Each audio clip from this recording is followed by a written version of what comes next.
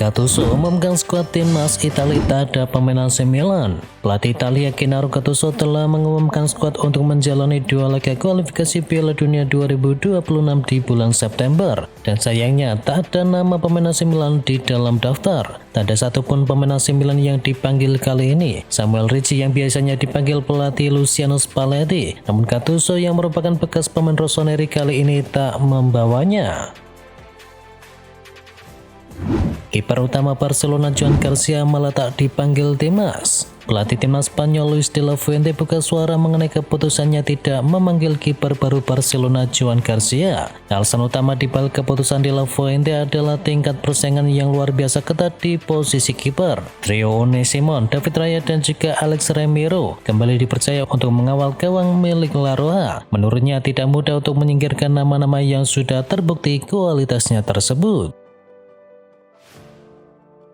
Luka Modric sebut Serie A liga yang sulit. Luka Modric mulai merasakan atmosfer kerasnya Serie A setelah tampil gemilang dalam kemenangan AC Milan atas Lecce di pekan yang kedua. Di usia 39 tahun, Luka Modric tetap menunjukkan kualitas dan juga ketenangan yang membuatnya menjadi pembeda. Namun sang maestro mengakui bahwa Serie A bukanlah liga yang mudah untuk dijalani. Menurut Modric, setiap pertandingan di Serie A menuntut fokus tinggi dan juga kesiapan mental.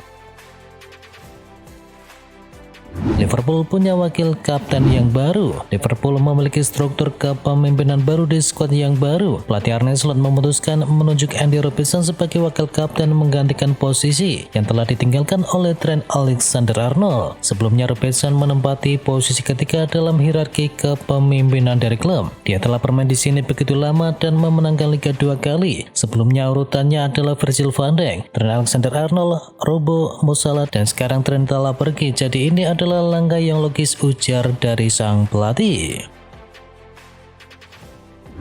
Erik ten Hag di ujung tanduk. Dilaporkan media Jerman, para petinggi dari Bayer Leverkusen tidak puas dengan Erik ten Hag. Terlepas dari kekalahan di awal laga, para petinggi klub melihat ten Hag tidaklah menjanjikan. Permainan tim dinilai tidak menggigit dan tidak bergairah. Tiada pressing dan juga serangan balik yang berbahaya. Malah kini muncul kabar bahwa Erik ten Hag tak mampu menyatukan tim di ruang ganti. Para petinggi klub mulai mempertimbangkan untuk memecat Erik ten Hag. Mereka menilai langkah pemecatan bisa dilakukan lebih cepat mumpung di awal musim, maka Ten Hag harus secepatnya meraih hasil yang positif.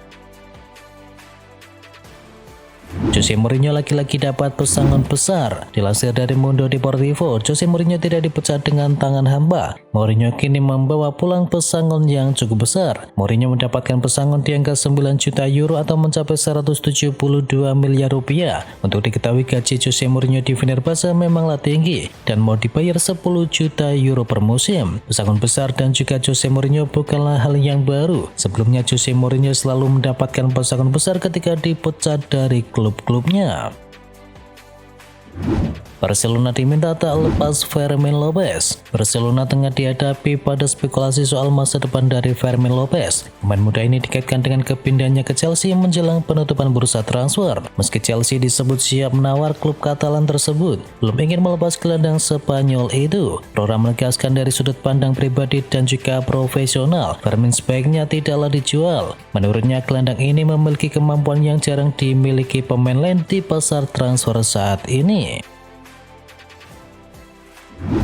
Chelsea mendadak gagalkan peminjaman Nicolas Jackson ke Bayern Munchen. Chelsea membuat kejutan besar dengan membatalkan rencana peminjaman Nicolas Jackson ke Bayern Munchen. Meski sang pemain sudah berada di Jerman untuk merampungkan kepindahannya tersebut. Langkah mendadak ini diambil setelah penyerang muda The Blues yakni Liam Delap mengalami cedera hamstring ketika berhadapan dengan Fulham tadi malam. Manajemen Chelsea bersama pelatih Enzo Maresca memilih untuk menarik kembali Jackson agar stok penyerang tetap aman sepanjang periode pemulihan dari Liam Delap.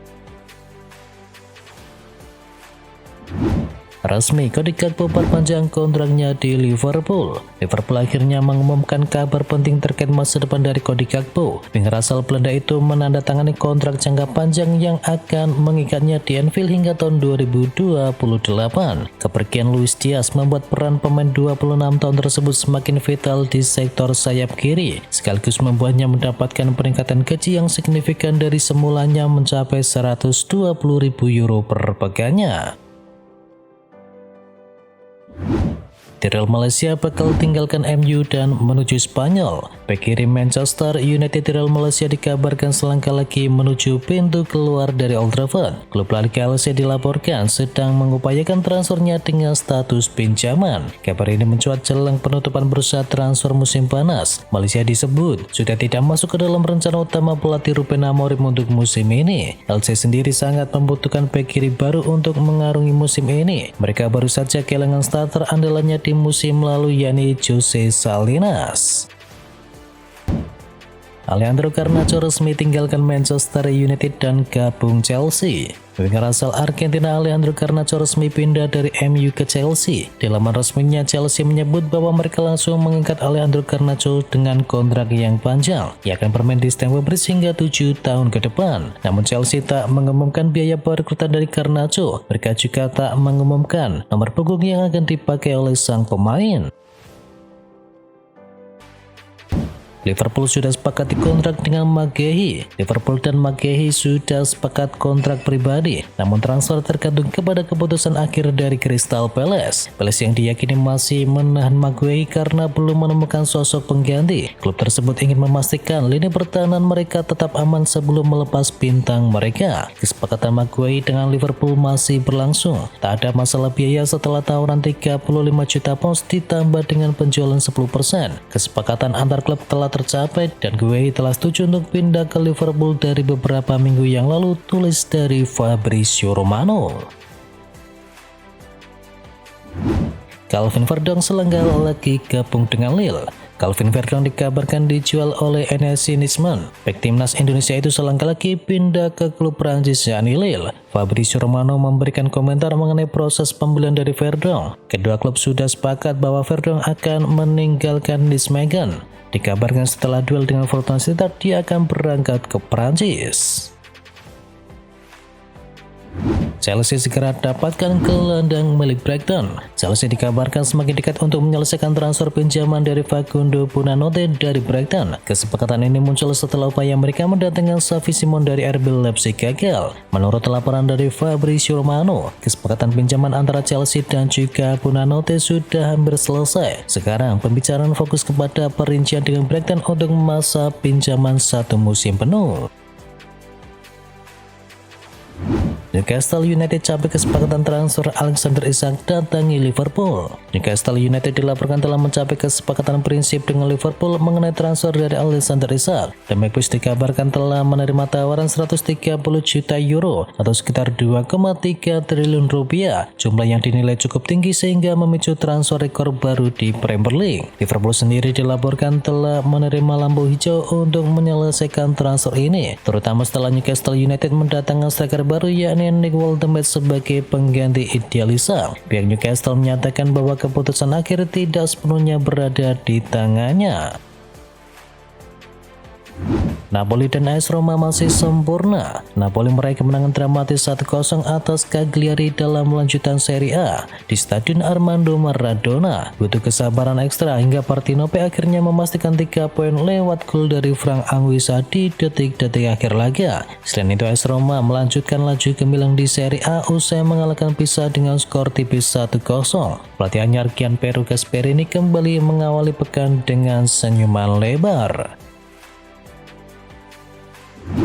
Real Madrid masih sapu bersih kemenangan. Real Madrid harus kembali bekerja keras sebelum akhirnya mengalahkan Mallorca 2-1. 3 kali gol mereka dianulir oleh wasit, namun mental dari Los Blancos tetap terjaga hingga sukses membukukan kemenangan kandang ke-10 secara beruntun atas Los Piratas. Vedat Muriqi membawa Mallorca memimpin lebih dahulu, namun Madrid kemudian membalas lewat gol dari Arda Güler dan juga Vini Junior. Kemenangan ini mengantarkan Real Madrid ke puncak klasemen La Liga Spanyol sementara. Kontroversi VAR hiasi kemenangan The Blues. Kemenangan Chelsea atas Fulham diwarnai oleh kontroversi. Perdebatan hadir karena VAR menganulir gol dari Fulham yang seharusnya bisa unggul lebih dahulu. Keputusan wasit menganulir gol dari Fulham mengundang banyak perdebatan karena pelanggaran Muniz terjadi dalam rentan waktu yang tak terlalu dekat sebelum King membobol gawang milik Chelsea. Pelanggaran Muniz juga tak terlalu keras. Drama penalti menit-menit akhir, setan merah raih 3 poin. MU menjamu Burnley pada laga pekan ketiga Premier League di Old Trafford. MU harus berjuang hingga menit-menit akhir laga untuk mengamankan kemenangan 3-2 atas Burnley. Gol MU dicetakkan oleh gol bunuh diri dari Josh Cullen, Bryan Mbeumo dan juga gol penalti dari Bruno Fernandes. Sementara Burnley mendapatkan gol balasan lewat asis dari Lyle Foster dan juga Jadon Anthony. MU kini meraih kemenangan pertama di musim yang baru. Pasukan Ruben Amorim itu kini berada di urutan ke-9 klasemen sementara. Performa Jack Grealish kejutkan David Moyes. Seperti bangkit dari kubur, begitulah Jack Grealish pada awal musim ini. Dalam 2 laga yang telah dijalani bersama Everton, dia selalu mencetakkan 2 assist. Total 4 assist saat ini sudah 2 kali lipat dari jumlah assist yang dibuatnya bersama Man City pada 2 musim sebelumnya. Performa apik dari Grealish mendapatkan apresiasi dari banyak pihak, tak terkecuali manajer Everton yakni David Moyes. Kemonceran dari sang winger diakui oleh sang pelatih sebuah kejutan. Tentu saja kejutan yang bisa menyenangkan. Dia terang-terangan mengaku tak menyangka pemain berusia 29 tahun itu bisa langsung tampil luar biasa bersama Totovic.